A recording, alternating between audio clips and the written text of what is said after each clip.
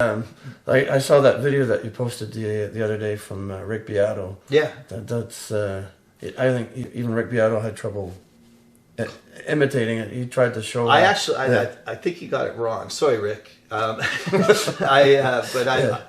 was playing with it. There's one guy I've seen. One guy who posted. He's a nobody. He posted a video on YouTube and he's doing it correctly. He's doing the right notes. Everybody else I've seen do it, I think, is wrong, including Rick. I could be, maybe I'm wrong, but I'm going to sit down, and do it slowly and figure it out and eventually get it up to speed. But yeah, incredible solo. That stuff he does at the end. He's been doing it for years. That particular technique with that big spread and the muting, but he hasn't done it to this degree. So it's really kind of put him on the map. I was very impressed by that solo. Yeah, it's incredible. Yeah, it's incredible. So out of all the guitar players that you know of in rock and roll, who would you consider the top 10 most influential? Okay, top 10 most influential. Van Halen.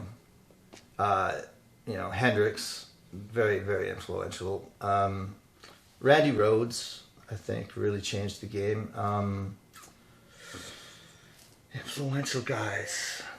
I love Gilmore. I don't know that he's influential, but he's amazing. Jimmy Page, I'm not a huge Page fan, but he changed the game too, right? He's so versatile. He's such a great acoustic player. He's one of those guys.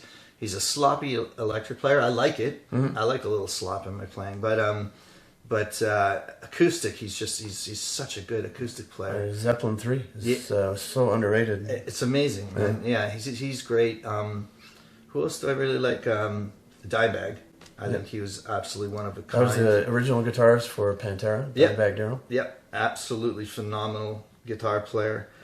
Steve Vai. You can't not mention him. I don't know that he reinvented anything, but he took what Eddie was doing and he brought it up to another level. And then Joe Satriani. Satriani's a good player. Jason Becker. Okay. Phenomenal. Not familiar with him. So he's got ALS now. And he did one album with David Lee Roth, Skyscraper, I think. Okay. And is that the album? I think so. Anyway, and I had one hit and then the ALS took over. He's still alive. He's actually got a documentary called Still Alive. Wow, okay. And at this point, the only thing he can move is his eyes. Wow.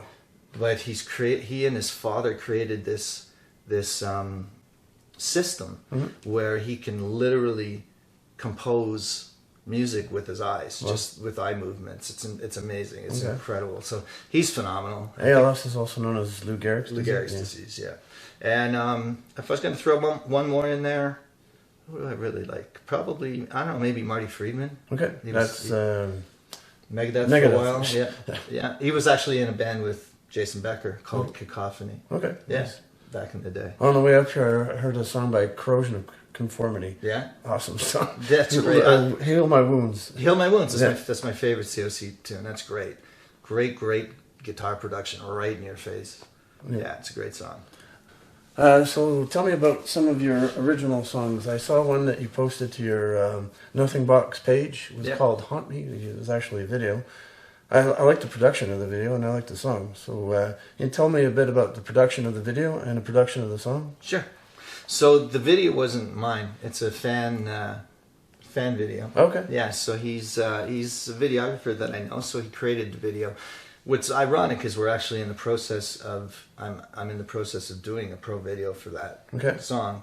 The production of the song, it was done at Mojo Studios here in Barrie by Neil Devereaux. He was the engineer. Mm-hmm. The song itself is about it's one of the few songs of mine that's not either autobiographical or at least about something real. Mm-hmm. It's completely imaginary, but the storyline is. It's about a man who loses his young lover. It's never specifically said, but it's kind of implied that he loses her to suicide. Mm-hmm. And it's him begging her to come back and haunt him so that he can feel her one last time. Oh, wow. Yeah, so it's really, really dark stuff. Very touching, though, but I kind of had a feeling it had to do with suicide. Yeah. There's I only heard it once. So. There's nothing explicit in there, because that's one thing. I cover a lot of really dark, heavy stuff, and also some happy, heavy stuff, too, but I try not to be right on the nose. I try to be a little bit metaphorical or using analogies and stuff. I find stuff that's right on the nose, and no disrespect to Metallica, not that they would give a crap what I think anyway, but they have a song out right now, about suicide, and the lyrics are extremely on the nose, and I like to avoid that. I like a little bit of interpretation. So your struggles with mental health, have they been part of your songwriting? Huge. Okay. Yeah, huge part of my songwriting. I have a song called Bad Elvis. It's like an 8-minute opus. It's got some of my best guitar playing. It's got a really, really awesome guitar solo in it. And it is about my, without getting too deep into it, it's about my alter ego. When my mental illness elevates too far, I really change personality-wise, and I don't even realize it in the moment. It takes other people to be like, hey, you know what, you're kind of, off sides. And so it's about this alter ego called Bad Elvis, and that's one of my very personal songs. But I write very, very much about about mental health and recovery and that sort of thing, because those are things that are close to me. I write a lot about my children and my ex-wife. We're no longer together, but we're still close. Yeah, very close. That's nice. Yeah, so I've written her. What's ironic is I've written her probably 6 or 7, maybe even more, love songs, including a couple after we split. And her favorite of my songs is Bad Elvis. Oh, okay. So I write her all these beautiful songs, and her favorite song is about my shithead alter ego. Nope. So I thought that was funny. So I think from what I hear, a lot of your acoustic songs are D-tune, like drop D. Is it possible? D standard. Yeah. The reason for that is, so if you listen to my sort of whole oeuvre, the early stuff is tuned to A440, like standard, right. E standard, and then I dropped it a half step to just for some heavier, because we were a pretty heavy band back then. Mm-hmm.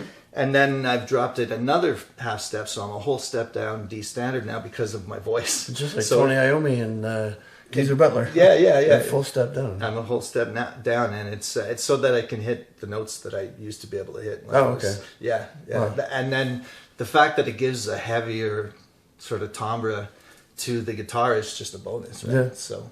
Yeah. Well, it's long known secret that Guns N' Roses are half step down. Yeah. Same with Van Halen. Yep. Absolutely. Yeah. So you're in good company. Yeah. I'm even heavier than Guns N' Roses and Van Halen. So you did mention Slash before. Do you consider him as one of the top guitarists? Yeah, I love Slash. My favorite thing about Slash, especially on the first record, more than his solo, he's a good guitar player. He plays great solos and stuff. He's got a lot of feel. My favorite thing about Appetite for Destruction is his guitar fills. Okay. The stuff that he does in between verses and stuff, and I love it, man. Even just Welcome to the Jungle, which I know is overplayed, but if you listen to that right ear, because he's mixed on the right side and Izzy's on the left, and then the solos are down the middle. If you listen to what's going on in that right ear, it's phenomenal. Yeah. Just great guitar. You're absolutely right. Yeah. Especially Sweet Child of Mine. There's so many fills in that song. Oh yeah, and it's got a great solo too. He's great. Yeah, he's great. I mean, I don't think he's probably top 5. Oh, one guy I forgot to mention earlier when you were asking me about my top 10, Buckethead. Buckethead is a huge influence on I've heard of him, but I don't know any of his music. He releases about 30 albums a year, and I'm not exaggerating. Really? Okay. Yeah, and but he did have the Guns N' Roses gig for a while when Axl got rid of everybody, and he was the only guy left. Okay. When he did that album, Chinese Democracy. Oh, right. Yeah. I know that album. Yeah, so Buckethead is all over that album. Okay. And he toured with him for a while. He's a phenomenal player. I know he wears a bucket. He wears a bucket and a mask. Okay. He's very strange, but phenomenal player. Phenomenal. Okay. So talk about your songwriting process. Does the melody come first, then the words, or vice versa, or is it a mixture? Yeah, it's a mixture. I have no method. Sometimes I just sit here and write poetry, you know, at 2 a.m. when I can't sleep, and then I'll hear melodies in my head. I have the same issues. Yeah? Yeah. Very bad insomnia. Yeah, same here. Yeah. I mean, luckily I'm on a myriad of medications that can, you know, that can take me down when I can't sleep. But yeah, sometimes it's lyrics and melodies. Okay. Sometimes I have a riff, you know, and I'll play a riff and, you know, play a bunch of parts, and they'll exist for like a year or even 2 before I put lyrics to them, and it's always a different process. Always a different process. I remember seeing a special on Frank Sinatra. He didn't know how to write music and didn't really know music theory, but he'd hum a tune, melodies, and he'd hum it into like had a record player that made his own, pressed his own vinyl. Oh, that's then cool. he'd play back the next day. And, oh, okay, that's kind of cool. Yeah. Well, that's the other thing about writing for me. Like, I've written like well over 300 songs, Really? and I have to walk away from them. Like, so if I write one, you know, tonight, and I really, really like it, or I think I do, I have to walk away from it and come back to it a few days later to make my decision whether or not to keep it. I need a little bit of distance from it so I can be objective. Yeah, it's the best way. You just put it aside and listen to it a couple of days later. Yeah, and there's this one song, one of my favorite songs, called Terrified. I had the music for it for years.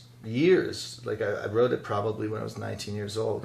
And then when I was close to 30, I discovered it on a cassette tape, and I was like, this is really good. Okay. And I wrote the lyrics to it, and it's one of my favorites now. It's top 5 of my songs. So when you record your own music, how do you do that? So in the past, I had different consoles. So I had a Fostex 8-track at first, you know, with faders and everything. Okay. And then I ended up with my wife bought me a Tascam 24-track, which I did a lot of my stuff on. A lot of the stuff that's on Spotify is from there. Yeah, Tascam does great. They're great, great machines. And then I ended up with another Fostex 8-track after that, and that was after I did the 6 songs at Mojo Studio, the pro stuff. Okay. And I did a bunch of demos on this Fostex 8-track that to this day is in that, you know, that coffee table over there. All right. And the one that we pushed out of the way from. Yeah. The one that didn't get any camera time. Yeah. I wrote some really, really good stuff, and, you know, for home demos, it turned out really well, and I ended up putting it up on Spotify in conjunction with the stuff that I did at Mojo Studios. Oh, yeah. And now I regret that, because I would rather have kept it all pro, but I was impatient, as I tend to be. Yeah. But yeah, so I've recorded mostly on consoles, which is old school. Okay. But I now have a DAW. I have a digital audio workstation software called Studio One. From ProSonus, right? Yeah, from ProSonus. I remember you posted it a while back, and you're asking for help. And I answered you some stuff. I don't know anything about ProSonus, but I mean, all the DAWs, they imitate each other. Well, it's Sedona programming. It's all based on Sedona. And in my day job, I sell building automation systems, and they use the exact same software. Do they? To write building automation software. Are you kidding? No, not to actually bake it into the controllers, but for the guys that are setting up the controllers for the building. Yeah, it's the same type of software. Is it PLC? No, not PLC. It's line coding or block coding. So it depends on well, there is some people that do PLC, but that's a whole other level. School. When you're talking about HVAC, for most buildings, it's BACnet. So they just use a software that allows you to type in what you need it to do. Turn on that light, turn off that light, turn on that machine, and that's home automation and stuff like that. Yeah. Well, so I don't know how to use it. And the thing is, once I get the signal through the interface and everything, you know, and the bit rates are match and all that stuff, I know it'll be just like using a console. It's just faders and knobs and whatever. But getting to that point has been a hassle for me, and maybe my attention span hasn't been what it should be. You need the time, you need the patience to learn. Yeah, exactly. It's like video editing software. It's I've been doing it for years and I'm still learning. It's not easy. It's all proprietary stuff. Yeah, exactly. And each proprietary software has its own little not glitch, but they've got quirks, their own quirks. That's the word I was looking for. Yeah. So I hope the next song that you write is going to be about some strange guy from Ottawa asking you a bunch of questions in your living room. Absolutely. Yeah. It's always got to be real life. So.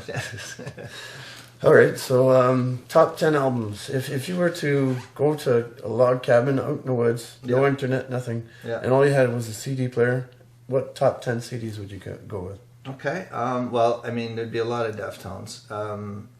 I would have Around the Fur from Deftones, Around the Fur, White Pony, and Diamond Eyes for sure. Okay. So 3 from those guys. I would probably have Porno Graffiti from Extreme. Mm-hmm.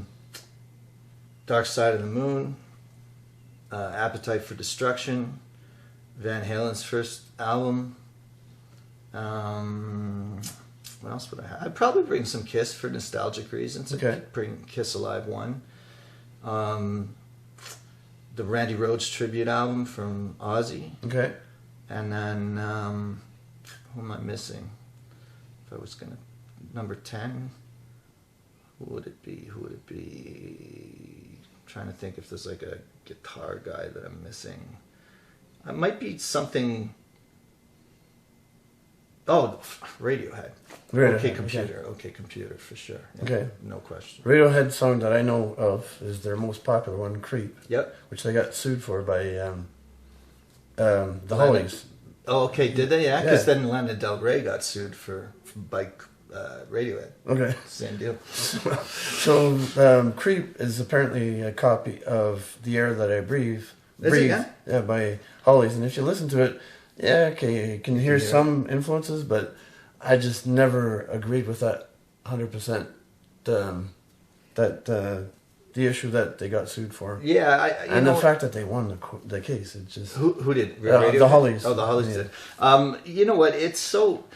You know what? There's 12 notes. Yeah, exactly. There's 12 notes. You're going to repeat them. You know, you can't. There's no such thing as original anymore. I mean, obviously you can be original compared to, something that's generic. Like, if you take somebody like Radiohead, they have a very original approach to music compared to Nickelback. Yeah. So, I mean, it's all been done before at this point, and it's just a matter of recycling it and doing it in a way that that's not too derivative of somebody else. But how many songs are based on 12-bar blues or 12-bar rock and roll? So how can you say Old Time Rock and Roll by Bob Seger is so much more original than, say, Rock and Roll by Led Zeppelin? Well, it's all based on the same. It's all based on the same thing, especially blues rock, and I mean, you look at I'm sorry, but you look at Rolling Stones and Led Zeppelin, they flat out plagiarized Robert Johnson. Oh yeah, for sure. They absolutely. Well, we were listening to Led Zeppelin 2 last night, and Lemon Song was an actual song by Robert Johnson. Yeah. But a lot of people in those days said Robert Johnson plagiarized Blind Willie.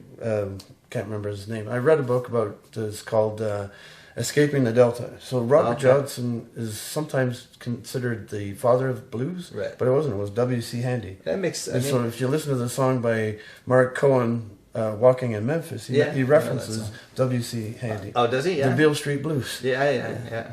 Oh, well, there you go. I mean, it's everything comes from somewhere. Yeah, exactly. That's the bottom line. And Jimi Hendrix, he revolutionized playing. There's no question, right? Like, in my opinion, as far as rock and roll guitar players go, there are two guys who truly changed the game. And guys like Page, guys like Clapton were great players. Mm-hmm. They did incredible things, great musicians, whatever. Jimi Hendrix changed it. Yeah, for sure. Changed it for everybody. He helped invent Marshall amps. Yeah, he did. Because he couldn't bring his Fender amps to England, right? So he found Jim Marshall, who decided to make amps for him. Is that right? And Eric Clapton and Jimi Hendrix were some of Jim Marshall's original customers, and Pete Townsend. That makes sense. Yeah. But for me, I mean, Hendrix changed the game. There are plenty of people who raised the bar, but Hendrix changed the game. The next guy that changed the game was Eddie Van Halen. Yeah. And then everybody since Eddie, as far as I'm concerned, there's some phenomenal guys that have done, guys like Malmsteen did things nobody did before him and whatever, but nobody changed the game. They just raised the bar, you know. And even my favorite player, Nuno, who is being heralded now as, you know, the new Eddie. He's got the throne. He's a phenomenal player, but it still all comes from Eddie and Jimmy and guys like that. You know, nobody. There are bands. I mean, there are bands like Polyphia or Periphery that are, or Pliny, who are doing things no other guitar players are doing. Tosin Abasi from Animals as Leaders is another one. They are definitely doing things other people didn't do. But to me, the difference is guys like Eddie, guys like Jimi Hendrix, they did things nobody else was doing and still made it accessible to the average listener. Like, you don't have to be a guitar freak to love Van Halen 1. Right. You just, you know, the songs are good. You know, it's not just guitar playing, so.